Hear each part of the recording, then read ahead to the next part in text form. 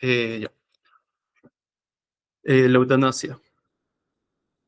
En este caso, bueno, a mi grupo nos ha tocado exponer el caso de eutanasia, que es un proceso médico que va a tener gran relevancia y conflicto médico en la actualidad y desde sus inicios. Introducción. Bueno, para empezar, la eutanasia, como he mencionado, va a ser un tema ampliamente debatido y que suele ser juzgado suelen ser juzgadas las personas que están en torno a este procedimiento médico, ya que se deben de generar justificaciones para poder acceder a este procedimiento. Entonces, la eutanasia en este caso puede definirse como la aplicación o terminación que va a tener un procedimiento que va a permitir acelerar o desencadenar la muerte de un paciente cuya enfermedad no va a poder curarse y con el fin de aliviar un sufrimiento extraordinario. En este caso, la eutanasia se va a tornar altamente discutible, ya que puede conllevar, de cierta manera, un rechazo social o incluso conllevar a una objeción de conciencia por parte de los especialistas, por lo que los principios como la autonomía se van a encontrar altamente inmersos en este caso, ya que los pacientes van a solicitar o se van a apegar a este concepto bioético. En algunos países se ha permitido la eutanasia a causa de condiciones médicas no terminales, incluidas las enfermedades y trastornos psiquiátricos, por ejemplo. Un caso relevante es en el continente europeo. En algunos países la ley cobija que personas que padecen de una enfermedad grave de larga duración con síntomas persistentes, cuyas consecuencias perjudican permanentemente todo el estilo de vida del afectado, ha sido una frase que ha podido tornarse positivo para que se pueda acceder a la eutanasia. Ahora, los principios para abordar casos como estos van a partir en su mayoría para expresar el acceso que se presenta o los dilemas bioéticos que suelen estar presentes durante un proceso para la obtención, perdón, de la autorización de la eutanasia.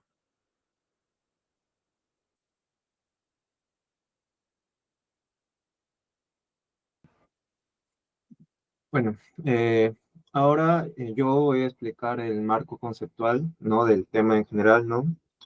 Es decir, ¿qué entendemos por eutanasia y cómo podríamos diferenciar con otros términos, ¿no? Que normalmente solemos confundir, ¿no? Entonces, la definición de eutanasia se podría decir que es un acto médico deliberado, ¿no? Que va a provocar la muerte, ¿no? De un paciente que lo pide de forma voluntaria, ¿no?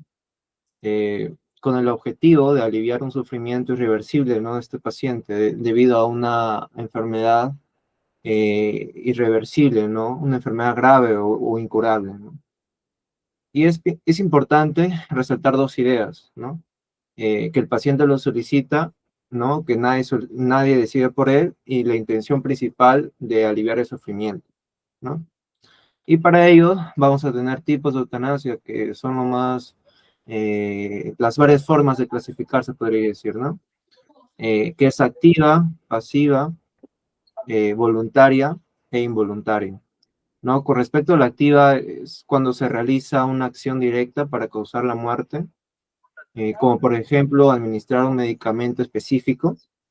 Con la pasiva es cuando ya se deja de aplicar o se retira el tratamiento, ¿no? Para que prolonga la vida normalmente.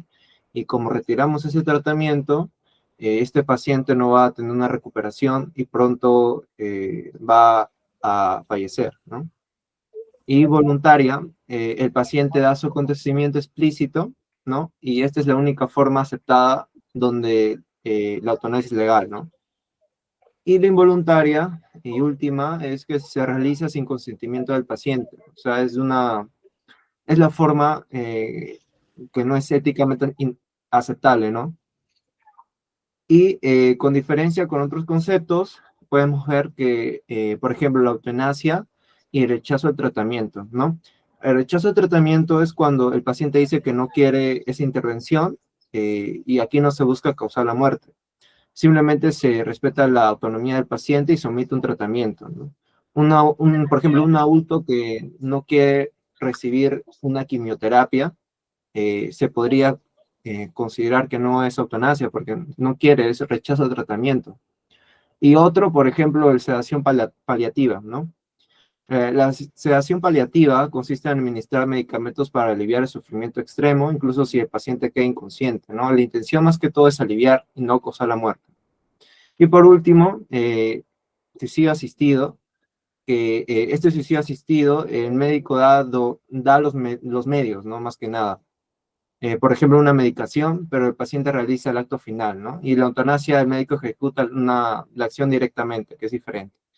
Y por último, vamos a tener otros conceptos claros, claros y claves, ¿no? Como limitación del esfuerzo terapéutico, ¿no? Que significa no iniciar o retirar tratamientos que ya no tienen sentido, ¿no? Que son útiles o desproporcionados. Y aquí no buscamos acelerar la muerte, sino evitar intervenciones inútiles. Y por último, la voluntad anticipada, que es un documento donde la persona deja por escrito que quiere que se haga en caso de que en el futuro ya no pueda decidir, ¿no? Por ejemplo, si desea o no una persona ser intubada, ¿no? Y eso sería todo con respecto al marco conceptual.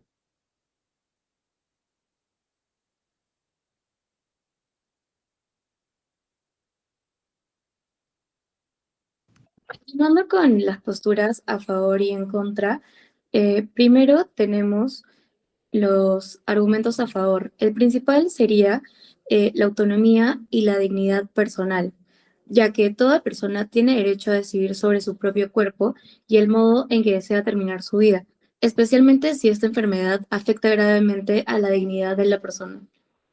Asimismo, tenemos el alivio del sufrimiento extremo.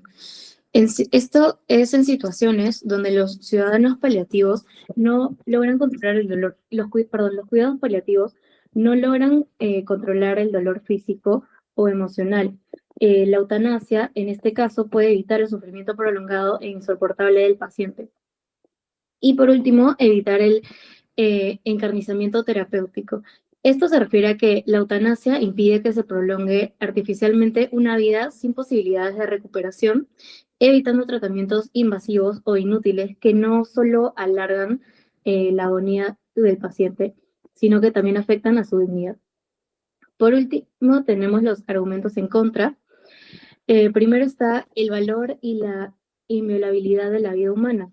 Esto quiere decir que para ciertas visiones éticas, morales y religiosas, la vida tiene un valor absoluto en el que no solo no debe terminarse de forma deliberada bajo ninguna circunstancia.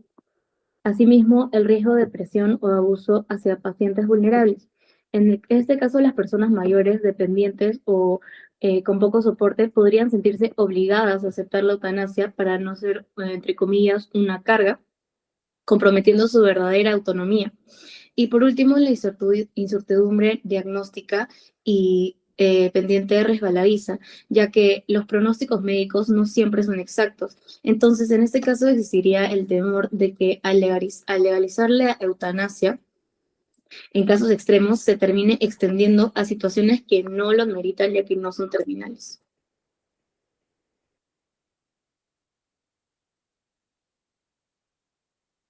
Bueno, continuando con el análisis y propuesta de soluciones, el argumento a favor sería la autonomía y dignidad personal, es decir, aceptar de que las personas que requieren eutanasia en ciertos tipos de situaciones, por ejemplo, en un caso conocido de una persona en el Perú en el cual apeló a que tenía una enfermedad degenerativa, que no tenía ni siquiera una cura y en la cual iba a tener una muerte no digna. De ahí sería el alivio del sufrimiento extremo, es decir, mayormente en enfermedades degenerativas, en estos pacientes no van a tener una mejoría, por ende no van a tener un alivio en su malestar y ni siquiera el tratamiento funciona para poder hacer eso. Y evitar el encarnizamiento terapéutico, es decir, que el paciente ya no pueda ser una persona o esté en constante sufrimiento en vida, ya que esta persona necesita tener una muerte digna, una muerte indolora y una muerte en la cual sea propia de una persona humana. De ahí sería el argumento en contra, serían los valores inamovibles de la vida humana, es decir, estamos atentando contra la vida humana al decir que la persona no muera por causas naturales o inducir a que muera la persona, estaríamos en contra de lo que viene a ser la vida humana, ya sea el riesgo, presión o abuso hacia pacientes vulnerables. Es decir, mayormente en estos casos hay diversos tipos de situaciones en las cuales se va a ver una vulnerabilizar el riesgo hacia las personas. Es decir, puede haber abusos contra ellas, puede ser que las personas nunca hayan querido tener la muerte o simplemente no hayan querido morir de manera natural y en este caso se la supuestamente entre comillas provisto de una muerte terapéutica. Y el incertidumbre del diagnóstico impide revalidizar, revalidizar. Es decir, que puede ser que el paciente sea no diagnosticado o algún mal diagnóstico y este paciente pueda sí tener una recuperación obviamente a largo plazo o que quede con secuelas, pero en sí el paciente no decide hacer en eso.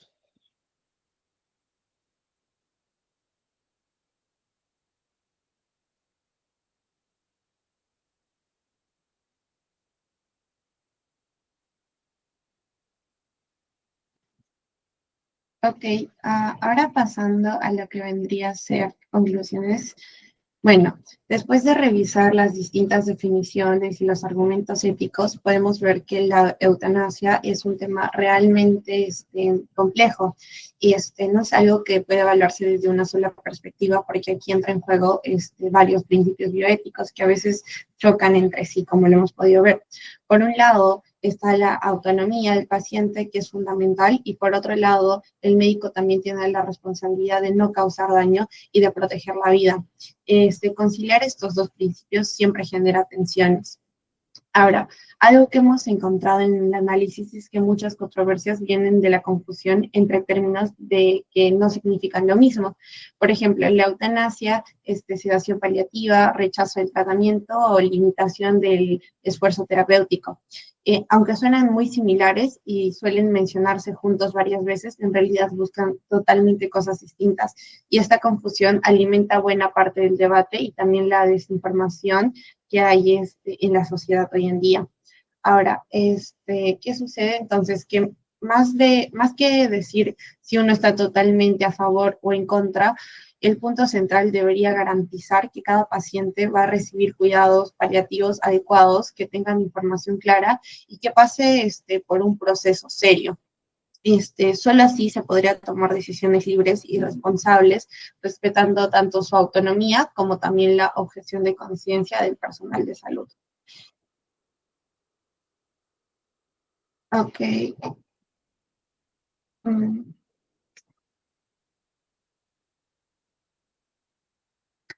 Ok, para continuar con las recomendaciones, en cuanto a estas, lo primero es fortalecer el acceso a ciudadanos paliativos integrales.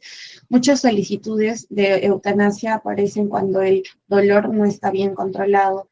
Si garantizamos un buen manejo del dolor y cuidados paliativos complejos, podríamos reducir decisiones que nacen del sufrimiento, un sufrimiento que en muchos casos es evitable. Por otro lado, también podríamos tener protocolos claros y multidisciplinarios.